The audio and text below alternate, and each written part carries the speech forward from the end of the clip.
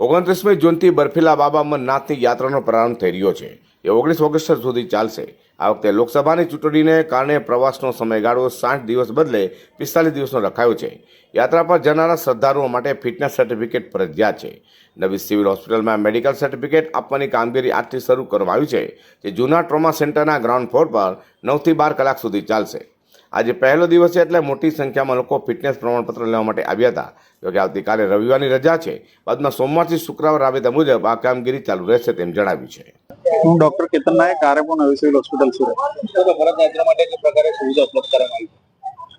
દર વર્ષની જેમ ચાલુ વર્ષે પણ અમરનાથ યાત્રીઓ માટે શ્રાઇન બોર્ડનું જે ફોર્મેટ છે, જે કંઈ ક્રાઇટેરિયા છે, તે મુજબના ફિટનેસના કેમ્પ માટે ઓલ્ડ ટ્રોમા સેન્ટરના ગ્રાઉન્ડ ફ્લોર પર આજ રોજથી કેમ્પ ચાલુ કરવામાં આવ્યો છે।